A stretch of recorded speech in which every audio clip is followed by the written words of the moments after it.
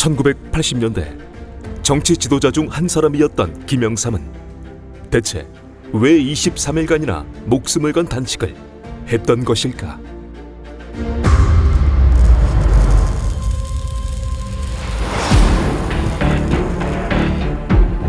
(1979년 10월 26일) 당시 대통령이던 박정희가 김재규로 인해 역사 속으로 사라지고 말았고 권력에는 공백이 생겼다. 그 공백은 같은 해 12월 12일 이후 전두환과 신군부에 의해 채워졌고 이듬해인 1980년 5월 그들은 권력 장악을 위해 5.17 비상계엄 전국 확대 조치를 발표했다.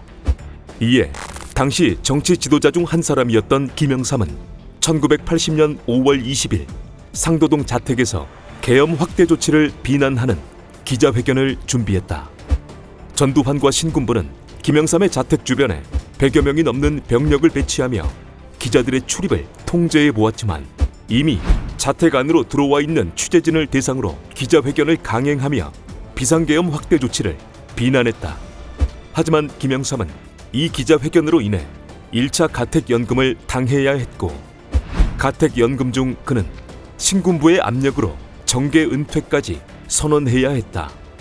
김영삼의 1차 가택연금은 1년 만에 해제되었지만 공식적인 정치 활동은 금지되었고 그럼에도 그는 측근들과 함께 민주산악회를 출범시키는 등 제야에서 정치 활동을 이어나갔다. 과정에서 김영삼은 외신과의 인터뷰를 통해 한국 정치인들은 민주주의를 열망한다는 식의 인터뷰를 한 적이 있었는데 이 내용이 뉴욕타임즈에 실렸고 이를 알게 된 전두환은 정치활동 금지를 위반했다는 이유로 1982년 6월 김영삼에게 다시 가택연금을 내렸다. 그렇게 시작된 2차 가택연금이 6개월 정도 이어지던 12월 김영삼 큰아들의 결혼식이 있었는데 이때 당시 관할 경찰서장이 김영삼을 찾아 1시간 정도 외출이 허용된다며 결혼식 참석을 권유했다.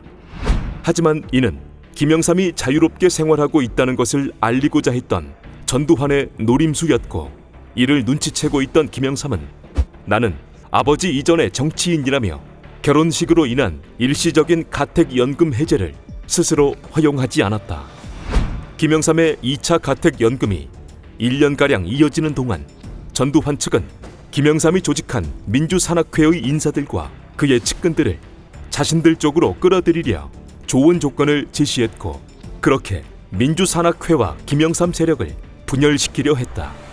이때 김영삼은 야권의 씨를 말리려는 전두환에 분노했고 목숨을 건 단식 투쟁을 결심하게 된다. 또한 자신이 단식 중 목숨을 잃기라도 한다면 그때는 언론들이 움직여주지 않겠냐며 단식에 의지를 굳혔다. 김영삼은 국민에게 드리는 글로 전두환 정권에 민주화 5개 항을 요구하는 성명을 발표하며 단식 투쟁을 시작했다. 그가 요구한 5개 항목은 제5공화국에서 구속된 인사들의 전원 석방, 정치활동 피규제자 전면 해금, 해직 교수, 해직 근로자, 재적 학생의 복직과 복교, 복권, 언론 자유의 보장과 대통령 직선제 개헌이었다. 김영삼은 이러한 항목들을 요구하며 단식을 시작했지만 국민들은 김영삼이 단식을 한다는 소식을 접하지 못했다. 그 이유는 당시 언론이 전두환에게 철저히 통제당하는 시기였고 때문에 제5공화국의 불리한 기사는 일체 내보낼 수 없었기 때문이었다. 그럼에도 일부 기자들이 모 제야 인사의 식사에 문제가 있다는 내용을 신문 구석에 실어 몇몇의 사람들은 누군가 단식을 한다는 걸 알아차렸지만 대다수의 국민들은 알지 못했다. 김영삼의 단식 초반 전두환은 얼마 가지 못할 것이라며 처음에는 별다른 반응을 보이지 않았다. 하지만 단식이 8일 정도 이어지며 김영삼의 몸무게가 14kg이나 빠지는 등 건강이 악화되었다는 소식이 청와대에 보고되자 그제서야 반응을 보였다. 전두환의 참모들은 이러다 김영삼이 잘못되기라도 한다면 국민적인 영웅이 될 수 있다는 의견을 내놓았고 이에 전두환은 김영삼의 자택으로 구급차와 경찰을 투입시켜 강제로 서울대 병원에 입원시켰다. 김영삼은 그렇게 병원으로 옮겨졌지만 치료 행위를 일체 거부하며 단식을 이어나갔다. 당시 의사들은 생명이 위험할 수 있다는 말을 전했으나 김영삼은 의식이 살아있는 한 중단될 수 없다며 의지를 꺾지 않았다. 그의 단식이 길어지며 이대로 가다간 오히려 민심을 자극할 수 있다는 건의들이 전두환에게 올라왔고, 이에 전두환은 김영삼의 가택연금만 풀어주기로 결정했다. 그 소식을 전하려 민정당의 권익현이 김영삼을 찾아 단식을 끝내고 건강을 회복하라는 전두환의 뜻과 건강이 회복되면 해외로 가도 되고 생활비 일체까지 지원한다는 내용을 전하게 된다. 하지만 김영삼은 가택연금 해제 때문에 단식을 하는 것이 아니라며 민주화 5개 항목을 받아들이라 요구했고, 자신을 정해외로 보내고 싶으면 시체로 만들어서 보내라는 날카로운 뜻을 전했다.